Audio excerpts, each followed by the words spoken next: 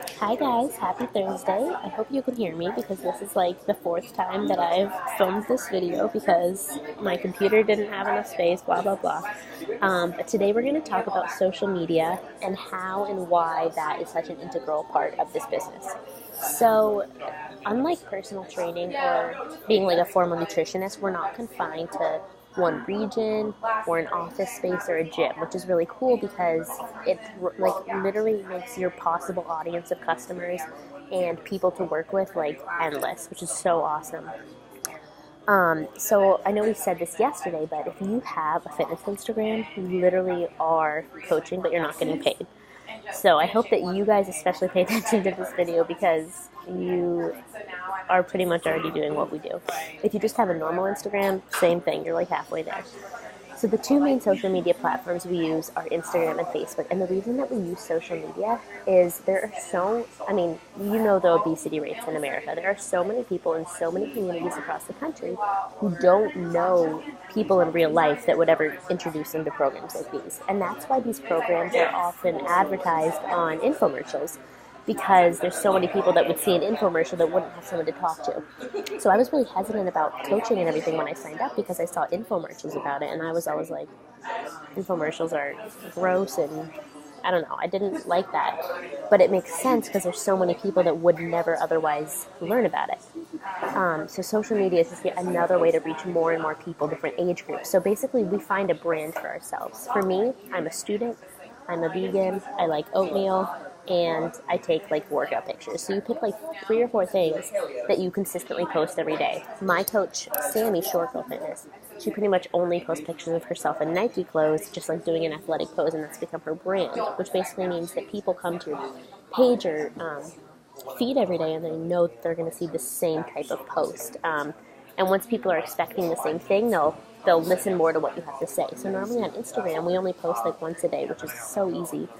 And we post like pretty short captions, just like a quote or like, I chose to nourish my body today, how about you? Something like that. And then we actually use hashtags to reach a lot of people. And I used to think hashtags were sort of salesy, but we just use like fitnessy type hashtags and then click on them to find other people who are like-minded who might be interested in talking to us, and then you direct message them and just start a conversation. And it's like a genuine conversation. It's not like, hi, do you want to buy my program? It's like, oh, I see you're in college, where do you go? And it's really cool because like, yes, 9 out of 10 people are going to say they don't want to buy anything, but you've reached new people. Like we said, we help 3 people a month. That can just mean connecting to 3 people.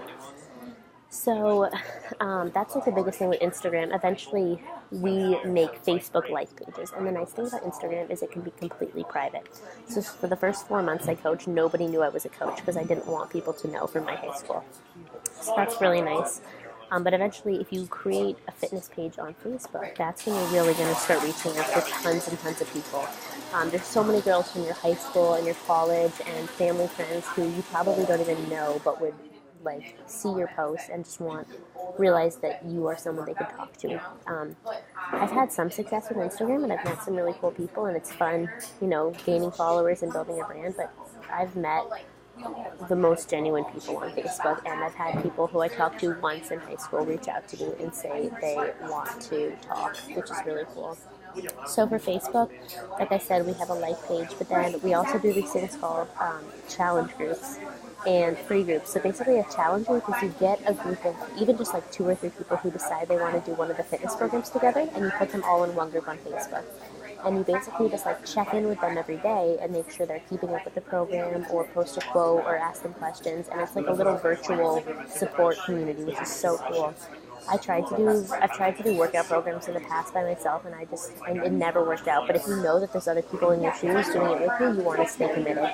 So I'll wake up during the day and I'll check those groups. And then we run free groups, like Lindsay said, where you pick a topic like anxiety or self-love or just posting 5 recipes this week, or I just did one about eating clean in college, and you just invite friends and family and you just like post about it every day, and it's free.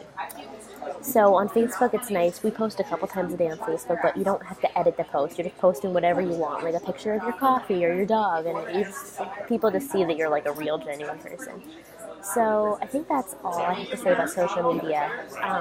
But someone told me, one of our coaches told me something once that really stuck with me, and that's social media can be scary because you're putting yourself out there, you're sharing your story, which is what this business is. It's being open. But it's so much more important to get past your fear of being judged than and be able to reach the old version of you, someone that could use that help.